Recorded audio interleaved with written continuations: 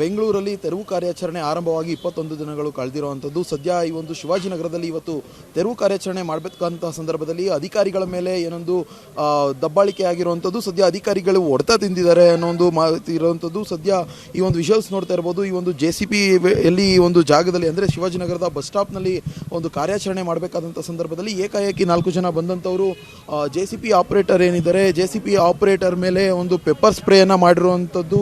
ಈ ಒಂದು pepper spray ಮಾಡಿದಂತಹ ಸಂದರ್ಭದಲ್ಲಿ JCP ಆಪರೇಟರ್ಗೆ ಏನು ಕಳೆದ ಒಂದು ಕಾಲು ಗಂಟೆ ಅಂದರೆ ಒಂದು 15 ನಿಮಿಷಗಳ ಕಾಲ ಯಾವುದೇ ಪರಿಜ್ಞಾನ ಅಂದರೆ ಇಲ್ಲಿ ಏನು ನಡೆದಿದೆ ಅನ್ನೋ ಒಂದು ಮಾಹಿತಿ ಕೂಡ ಇಲ್ಲ. ಯಾಕಂದರೆ ಅಧಿಕಾರಿಗಳ ಮೇಲೆ ಆ ಒಂದು ಸಂದರ್ಭದಲ್ಲಿ ಅವರಿಗೆ ಪೆಪ್ಪರ್ ಸ್ಪ್ರೇ ಹೊಡೆದಂತಹ ನಂತರ ಏನೊಂದು ಈ ಜಾಗದಲ್ಲಿ ಅಂದರೆ ಏನಿದೆ ಈ ಒಂದು ಮಿಕ್ಕಿದ ಜಾಗದ ಈ ಒಂದು ಅಂಗಡಿಗಳನ್ನು ತೆರವು ಮಾಡಬೇಕಾಗಿರುತ್ತೆ.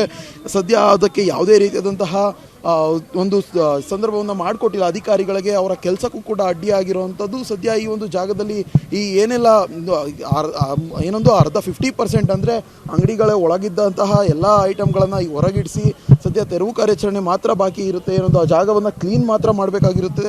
ಆದರೆ ಅಧಿಕಾರಿಗಳು ಒಂದು ಏನು ಈ ಒಂದು ತೆರವು ಕಾರ್ಯಾಚರಣೆಗೆ ಮುಂದಾದಂತಹ ಸಂದರ್ಭದಲ್ಲಿ ಈ ಒಂದು ಜಾಗಕ್ಕೆ ಬಂದಂತಹ ಏಕಾಏಕಿ 4 ಜನ ಬಂದವರು ಪೆಪ್ಪರ್ ಸ್ಪ್ರೇ ಹೊಡೆದ ನಂತರ ಅಧಿಕಾರಿಗಳಿಗೆ ಇಲ್ಲಿ ಏನೊಂದು 100 ಮೀಟರ್ವರೆಗೂ ಅಂದರೆ ನಿರಂತರವಾಗಿ ಹೊಡೆದಿರುವಂಥದ್ದು. ಹೆಲ್ಮೆಟ್ ಯೂಸ್ ಮಾಡಿ ಹೊಡೆದಿದ್ದಾರೆ. ಇನ್ನು ಅಧಿಕಾರಿಗಳ ಮೇಲೆ ಪೆಪ್ಪರ್ ಸ್ಪ್ರೇ ಕೂಡ ಮಾಡಿದ್ದಾರೆ.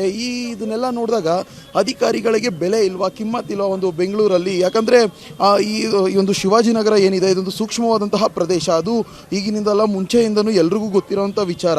ಈ ಒಂದು ಸೂಕ್ಷ್ಮವಾದಂಥ ಪ್ರದೇಶದಲ್ಲಿ ಕೇವಲ 3 ಜನ ಪೊಲೀಸ್ ಅಧಿಕಾರಿಗಳನ್ನು ಇಲ್ಲಿ ನೇಮಿಸಲಾಗುತ್ತೆ ಅನ್ನೋ ಒಂದು ಮಾಹಿತಿ ಇರುವಂಥದ್ದು.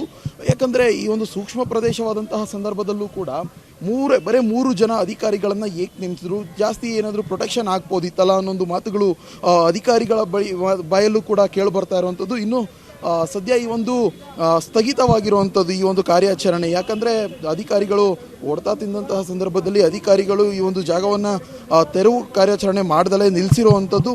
ಅದಾದ ಬಳಿಕ ಈಗ ಆಲ್ರೆಡಿ 4 ಜನರ ಮೇಲೆ FIR ಕಂಪ್ಲೇಂಟನ್ನು ಕೊಟ್ಟಿದ್ದಾರೆ. ಕಂಪ್ಲೇಂಟ್ ಕೊಟ್ಟಂತಹ ಬಳಿಕ ಈಗ ಸದ್ಯ ಅಧಿಕಾರಿಗಳು ಮತ್ತೆ ಏನು ಸೆಂಟ್ರಲ್ GBA ಅಧಿಕಾರಿಗಳೇನಿದ್ದಾರೆ ಎಲ್ಲರೂ ಕೂಡ ಈಗ ಆಲ್ರೆಡಿ ಶಿವಾಜಿನಗರದಲ್ಲಿ ಜಮಾವಣೆ ಆಗಿರುವಂಥದ್ದು. ಯಾಕಂದರೆ ಅಧಿಕಾರಿಗಳು ಒದೆ ತಿಂದಿದ್ದಾರೆ.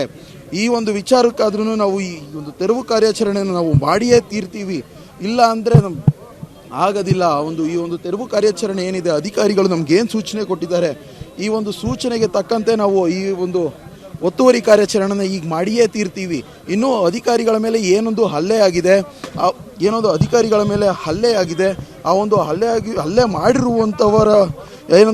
ಮಾಡಿರುವಂಥವರ ವಿರುದ್ಧ ಸದ್ಯ ಕಠಿಣವಾದಂತಹ ಶಿಕ್ಷೆ ಆಗಬೇಕು, ಅವ್ರು ಇವತ್ತೇ ಅರೆಸ್ಟ್ ಆಗಬೇಕು ಅನ್ನೋ ಒಂದು ನಿಟ್ಟಿನಲ್ಲಿ ಅಧಿಕಾರಿಗಳು ಇರುವಂಥದ್ದು.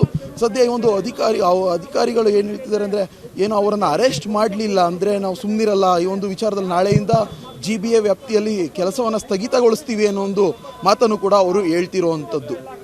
ಕ್ಯಾಮ್ರಾ ಪರ್ಸನ್ ಗುರು ಜೊತೆ ಜೀವನ್, ಅಶ್ವೇಗ ನ್ಯೂಸ್, ಬೆಂಗಳೂರು.